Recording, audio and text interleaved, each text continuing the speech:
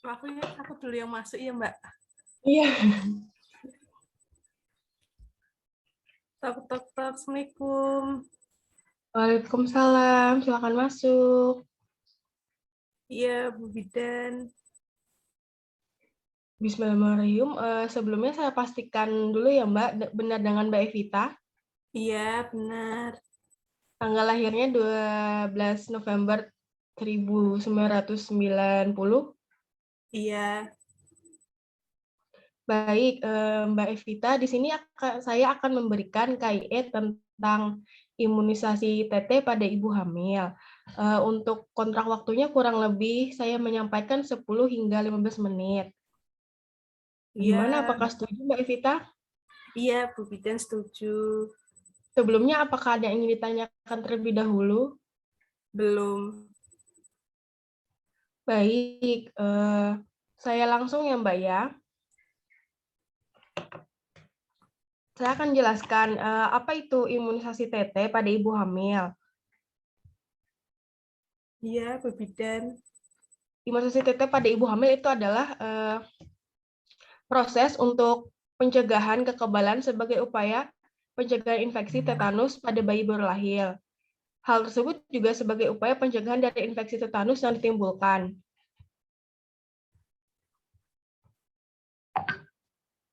Kemudian, tetanus adalah salah satu penyakit yang dapat mengancam jiwa karena disebabkan oleh racun dari bakteri yang bernama Clostridium tetani. Perlu diwaspadai bahwa debu di dalam rumah pun berpeluang dihinggap oleh bakteri tersebut. Vaksin ini berfungsi untuk membentuk pertahanan dalam tubuh ibu, kemudian diteruskan pada janin. Hal tersebut akan menjadi upaya perlindungan alami ketika mengandung hingga beberapa bulan setelah lahir. Kemudian juga saya akan jelaskan apa sih manfaat imunisasi tersebut. Manfaatnya mencegah tetanus pada bayi baru lahir, diberikannya kan pada wanita usia subur atau ibu hamil. Kemudian mencegah tetanus pada ibu dan bayi, juga dapat mencegah yang terjadi luka, misalnya terkena luka benda karat. Kemudian selain itu juga dapat menurunkan risiko terjadinya tetanus pada ibu serta janin dalam kandungannya. Vaksin ini juga mencegah terjadi tetanus pada bayi baru lahir atau tetanus neonatorium. Kemudian kapan sih jadwal imunisasi TT pada ibu hamil? Untuk TT pertama itu pada kunjungan antenatal pertama. Untuk TT kedua 4 minggu setelah TT pertama. Untuk perlindungannya selama 3 tahun. Untuk imunisasi TT ketiga 6 bulan setelah TT kedua.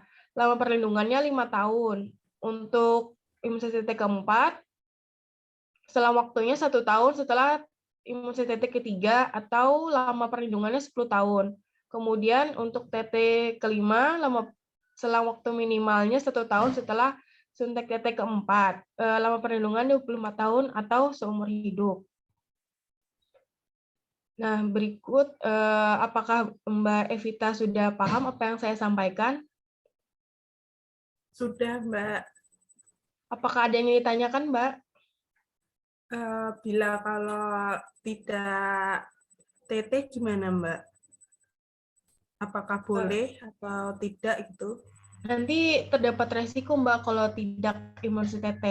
Makanya disarankan kepada ibu hamil dilakukan imunisasi TT untuk mencegah terjadinya risiko-risiko yang sudah saya sampaikan tadi. Oh iya, Bu Bidan. Baik, sekarang saya evaluasi kembali ya Mbak apa yang telah saya sampaikan ke Mbak tadi. Iya. Tadi kan saya sudah sebutkan beberapa manfaatnya. Bisa disebutkan salah satu manfaat dari imunisasi TT tersebut?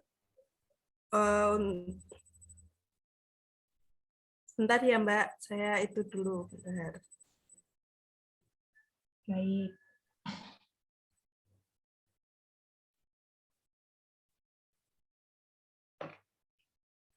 Uh, untuk melindungi ibu dari infeksi tetanus, Mbak.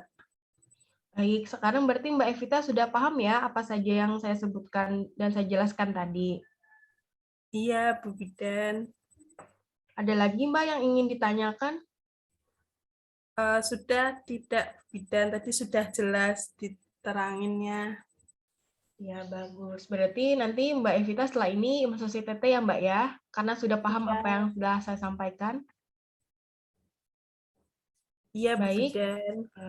Baik, Mbak Evita, alhamdulillah saya sudah selesai menyampaikan informasi tersebut.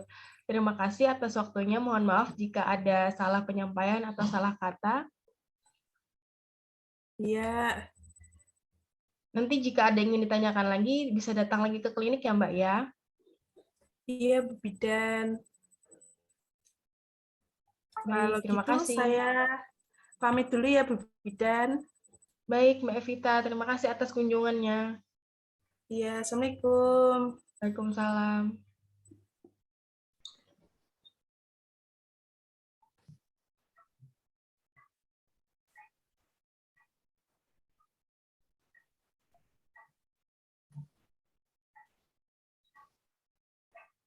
Assalamualaikum Mbak Putri. Waalaikumsalam. Silakan masuk, Bu. Ya, Sebelumnya ini dengan siapa nih? dengan Indah Bu. Dengan Indah. Iya. Sebelumnya ada tujuan apa kemari?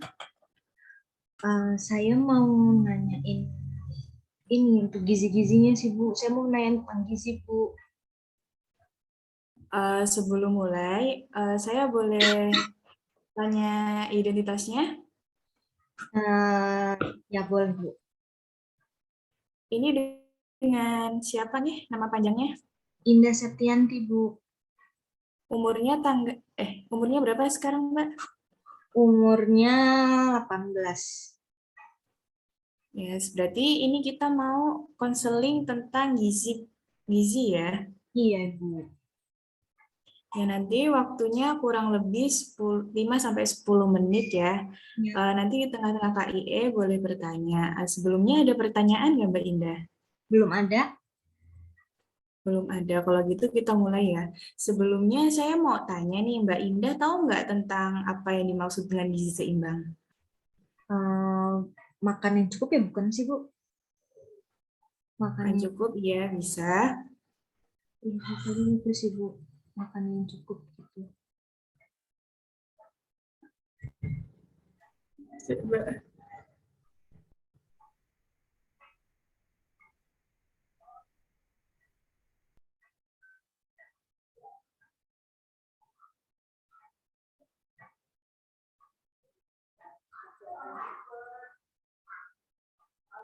Jadi, gizi seimbang itu adalah susunan makanan sehari-hari yang mengandung zat-zat gizi. Nah, ini nih disesuaikan dengan kebutuhan kita. Nah, misalnya ini sekarang yang lagi ngetren ini gerakan isi piringku. Jadi, di gerakan isi piringku itu, Mbak Indah sudah tahu belum apa yang dimaksud dengan gerakan isi piringku? Belum Bu. Nah, jadi itu sekitar 1/4% dari makanan itu terdiri dari protein, misalnya tuh ada ikan, unggas, kacang-kacangan, atau sumber protein sehat. Setelah itu juga di situ ada tuh minyak nabati secukupnya. Nah, di sini bisa minyak zaitun, minyak canola, kedelai, dan jagung. Setelah itu 1/4 isi piring itu berisi makanan biji-biji utuh, contohnya tuh seperti gandum, kayak oats, beras merah, atau makanan pokok yang kita makan sehari-hari ya. Setelah itu sekitar setengah dari isi piring itu makanan berisi sayur-sayuran dan buah-buahan. Nah, dengan mengkonsumsi sayur dan buah sendiri, itu tuh bisa menyehatkan kita. Setelah itu kita juga butuh cairan nih, air putih. Jadi selama mengkonsumsi makanan itu sebisa mungkin menghindari makanan manis. Seperti minuman yang kekinian sekarang ini seperti boba ya, seperti Thai tea, nah itu sebisa mungkin dikurangi. Untuk Mbak Indah sendiri, apakah masih sering mengkonsumsi minuman manis atau makanan manis? Masih sering. Nah, untuk dalam proses ini ya sebisa mungkin dikurangi ya, jadi bertahap. Misalnya kayak yang suka minum-minumnya tuh kayak yang manis-manis seperti boba itu diganti dengan air putih. Makanan manis seperti, biasanya kalau makanan manis makan apa Mbak Indah? Kadang ya permen, terus es-es gitu yang manis-manis. Nah, itu sementara bisa diganti dengan buah-buahan, semisal buah pisang, buah apel, pir, atau pepaya. Nah, di sini Mbak Indah suka mengkonsumsi makanan junk food? Suka. Suka. Nah, untuk sekarang, makanan junk food-nya diganti dulu ya, di stop dulu. Tahu nggak Mbak kenapa nggak boleh banyak-banyak mengkonsumsi junk food? Kenapa enggak? Kenapa? Karena junk food sendiri itu adalah sebutan untuk makanan yang nutrisinya rendah, namun memiliki kandungan kalori, gula, dan garam yang tinggi, sehingga tidak menjahatkan tubuh. Jadi kan kalau di junk food juga bisa meningkatkan lemak badan tidak seimbang. Nah, salah satunya yaitu berat badannya naik. Bisa jadi penuaan dini, peningkatan penyakit seperti diabetes mellitus, hipertensi, penyakit jantung koroner, dan kanker. Karena pada junk food sendiri itu kan seperti yang kita tahu kan dia kan digoreng ya, digorengnya tuh berulang kali pada minyak yang panas.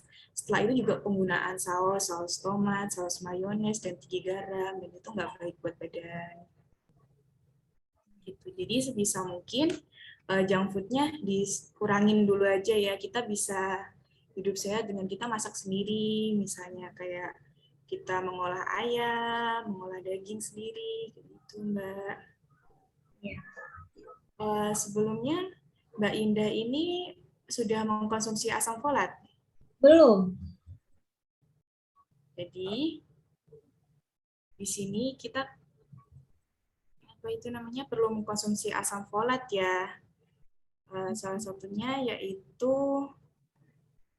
untuk apa itu namanya asam folat selama program hamil itu salah satunya meningkatkan kesuburan, membantu tumbuh kembang janin nantinya, dan juga bisa mengurangi terjadinya preeklamsi, bisa juga mengurangi resiko keguguran dan kelahiran prematur, setelah itu mencegah bayi terlahir cacat.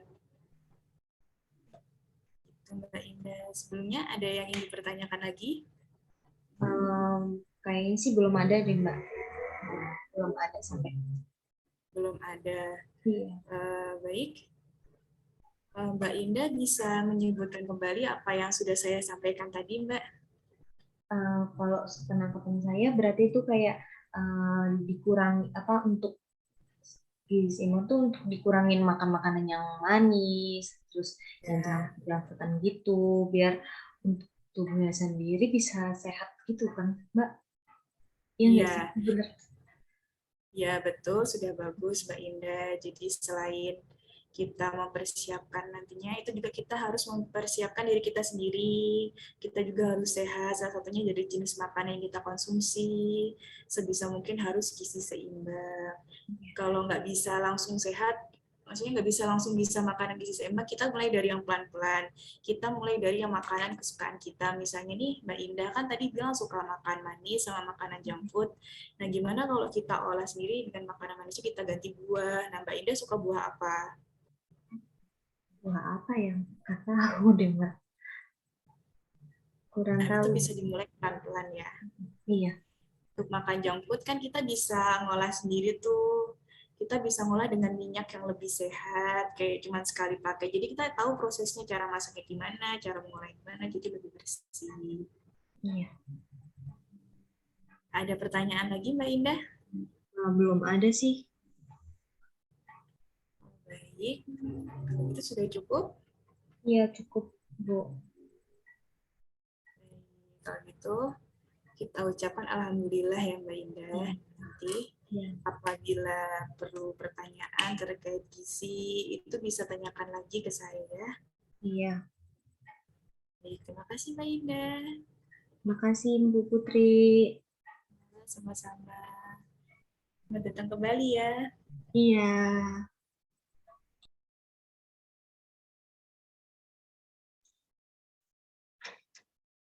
Assalamualaikum, Mbak.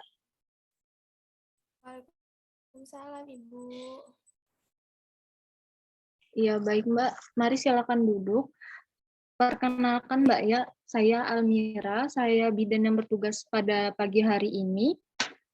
Apa betul dengan Mbak Awanda?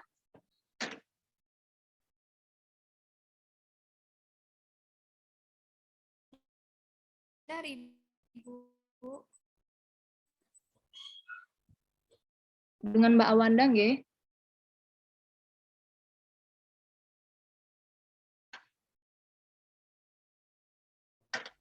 Iya, Ibu.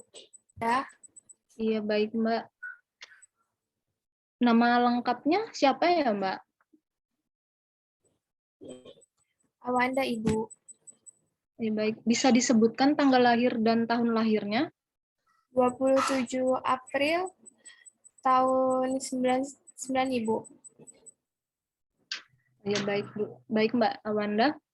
Pada kesempatan kali ini, saya akan memberikan konseling, informasi, dan edukasi terkait gizi seimbang, kemudian infeksi menular seksual, dan bahaya alkohol, nafsa, dan merokok, nggih, Mbak.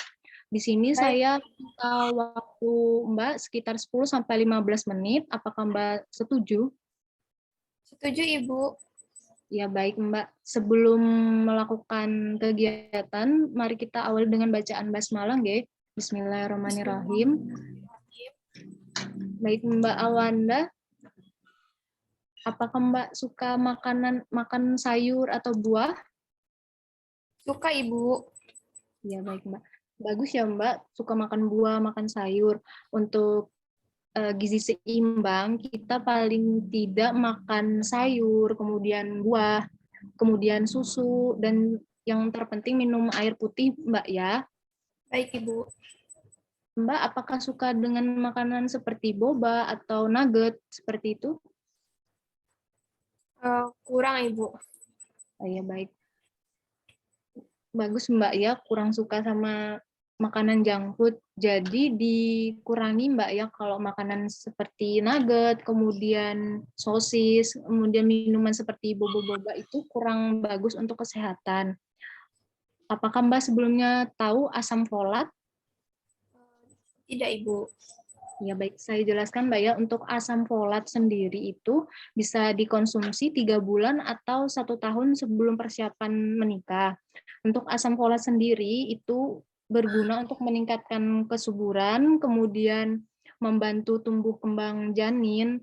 Nah, untuk asam folat sendiri itu bisa minum obat Mbak ya, ataupun bisa didapat dari sayuran hijau seperti sawi, kemudian brokoli, telur, susu, dan buah seperti jeruk dan alpukat.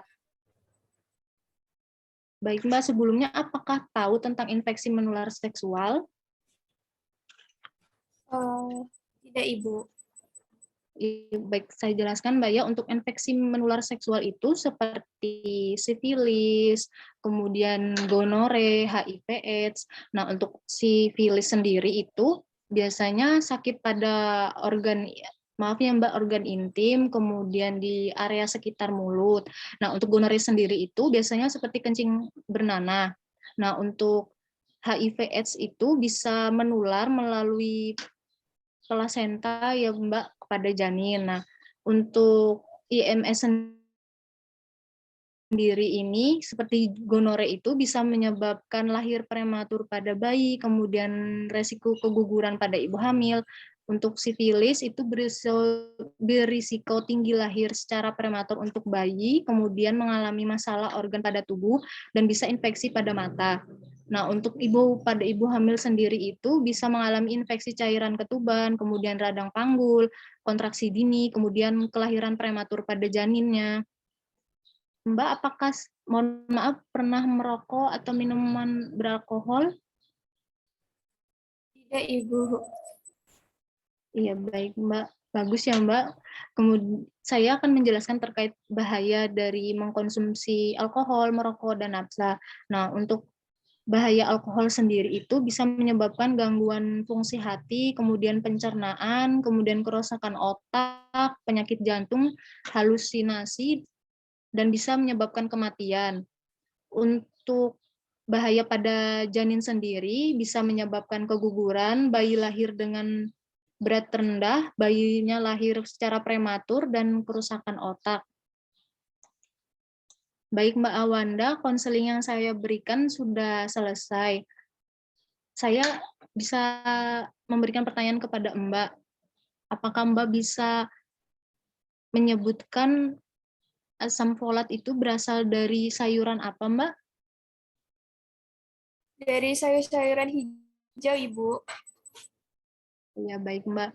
Untuk infeksi menular seksual, apakah Mbak sudah memahaminya? Sudah, Ibu. Ya, bisa disebutkan, Bu, Mbak, maaf, IMS-nya apa saja, Mbak?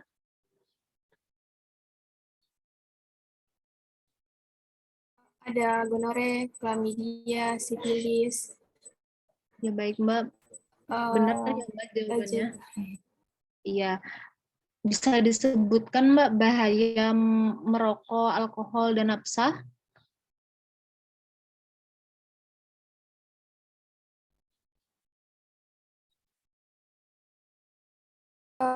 Bisa menyebabkan kelahiran prematur, Ibu. Iya, baik, Mbak. Jadi, konseling yang saya berikan sudah selesai dan Mbak Awanda juga memahami apa yang telah saya sampaikan. Baik, Mbak, konseling yang saya berikan sudah selesai. Mari kita akhiri dengan bacaan hamdalah. Alhamdulillahirrahmanirrahim. Terima kasih, Mbak, atas waktunya. Baik, Ibu. Terima kasih.